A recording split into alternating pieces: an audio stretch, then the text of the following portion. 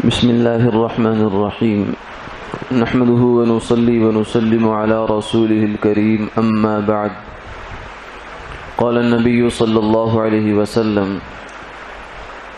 لا يدخل الجنة جسد غذي بالحرام وقال عليه الصلاة والسلام إنه لا يربو لحم نبت من سحت إلا كانت النار أولى به او کما قال علیہ الصلاۃ والسلام۔ حضور نبی کریم صلی اللہ علیہ وسلم نے ارشاد فرمایا کہ جس جسم کو حرام سے غذا پہنچائی گئی وہ جسم جنت میں داخل نہیں ہوگا۔ اور دوسری حدیث میں آپ نے یہ فرمایا کہ جو گوشت رشوت سے اور حرام مال سے پرورش پاتا ہے اس کے لیے جہنم کی آگ زیادہ لائق اور مناسب ہے۔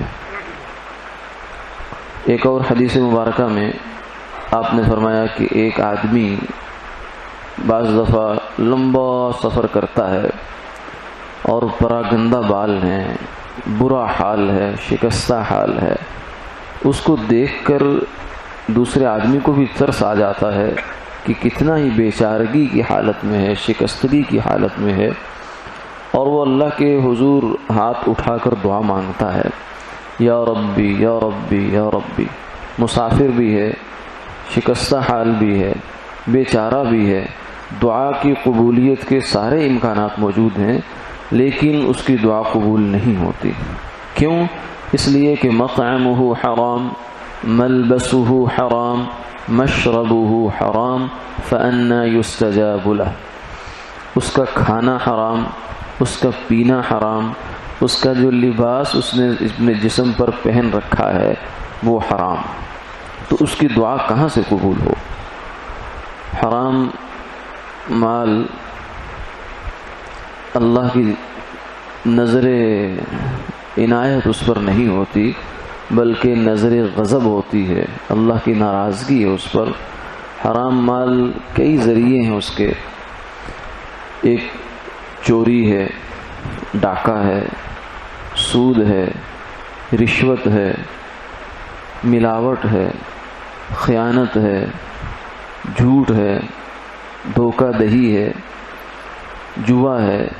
یہ مختلف طریقے ہیں، یا کسی گناہ کر کے مال کمانا ہے، جیسے جسم فروشی ہے، عورتوں کا اپنے جسم کو، اپنے جسم کی مختلف بناوٹوں کو، ساختوں کو پیش کر کے اس کے نتیجے میں مال کمانا، بے پردگی کر کے مال کمانا، یا گانے بجانے کی کمائی ہے۔ تو یہ مختلف ذریعے ہیں جن سے حرام مال انسان کے پاس آتا ہے۔ اب حرام مال دیکھنے میں تو حلال کا 5000 کا نوٹ اور حرام کا 5000 کا نوٹ دیکھنے میں تو ایک جیسے ہیں، لیکن دونوں کے نتیجوں میں بڑا فرق ہے۔ جیسے زہر اگر کسی نے کسی کو کھلانے کے لیے اس کی ایسی شکل بنا رکھی ہے کہ وہ ٹافی کی شکل میں ہے، ٹیبلٹ کی شکل میں ہے، وہ والی گولی اور دوسری جو صحیح گولی ہے جو مرض سے شفا دینے والی ہے، دونوں دکھنے میں بالکل ایک جیسی ہوں گی، لیکن دونوں کے نتیجوں میں زمین آسمان کا فرق ہوگا۔ وہ جان کو بچائے گی اور زہر کی گولی جان کو ہلاک کرے گی، تباہ کر دے گی۔ اسی طریقے سے 5000 کا حلال کا نوٹ اور 5000 کا حرام کا نوٹ، دونوں میں زمین آسمان کا فرق ہے۔ حلال کے نوٹ سے جو گوشت بنے گا، جسم انسان کا پرورش پائے گا، وہ جنت میں جائے گا، اور اس کی عبادات قبول ہوں گی، اس کو عبادات میں لذت آئے گی، مناجات میں اس کو مزہ آئے گا، نماز پڑھے گا تو اس کا دل لگے گا، تلاوت میں اس کا دل لگے گا۔ اور تیسرا فائدہ یہ ہے کہ اس کی جو اولاد ہے، اس کے اہل خانہ ہیں، متعلقین ہیں، وہ اس کے لیے راحت کا سامان ہوں گے۔ لیکن جو حرام مال ہے اس کے نتیجے اس کے بالکل برعکس ہیں۔ ایک تو فرمایا کہ یہ بندہ جہنم میں جائے گا، جنت میں نہیں جا سکتا۔ دوسرا یہ ہے کہ اس کی عبادات قبول نہیں ہیں، حرام مال کھانے والے کی عبادات قبول نہیں۔ نماز پڑھے گا، فرض سر سے اتر جائے گا، مگر اللہ کے ہاں سے اس نماز پر جو ملنا چاہیے وہ نہیں ملے گا۔ دعائیں مانگے گا مگر دعا پلٹا دی جائے گی، رد کر دی جائے گی۔ پھر دنیا میں اس کا وبال یہ ہے کہ جس اولاد کے لیے، جس بیوی کے لیے، جن رشتہ داروں کے لیے آدمی حرام مال کما کر لاتا ہے، وہ اولاد اس شخص کی نافرمان ہو جاتی ہے، اسے زندگی میں اس کا عذاب چکھاتی ہے جو اس نے حرام مال سے ان کی پرورش کی ہے۔ تو یہ حرام مال کا جو ہے انجام ہے، اولاد بھی اس کی نافرمان ہو جاتی ہے۔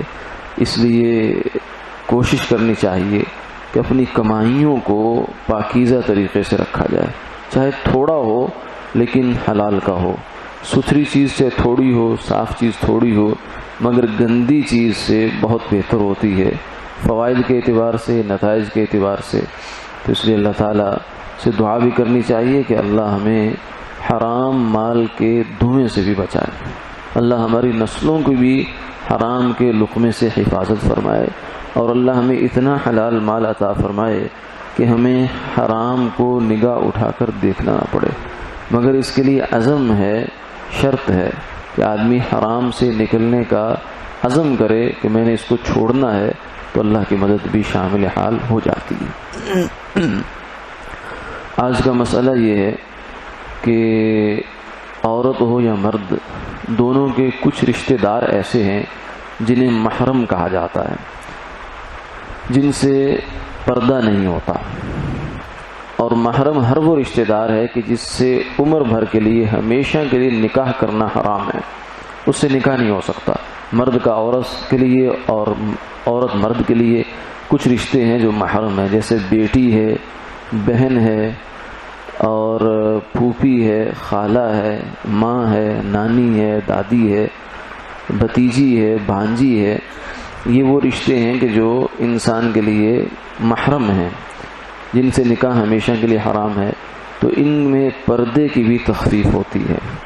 اور کچھ رشتے ایسے ہیں کہ جو محرم نہیں ہیں، جیسے دیور ہے، بھابھی کے لیے دیور یہ نامحرم ہے، اس کا نکاح ہو سکتا ہے۔ آج اگر بھائی فوت ہو جائے یا اس سے علیحدگی ہو جائے تو دیور سے نکاح ہو سکتا ہے، کتنے نکاح ہوتے ہیں۔ اسی طریقے سے بہنوئی ہے، ایک بہن اس کے نکاح میں کسی شخص کے دوسری بہن یعنی سالی کے لیے وہ نامحرم ہے، غیر محرم ہے، سالی سے اس کا پردہ ہوگا، اور اسی طریقے سے دیور سے بھابھی کا پردہ ہوگا۔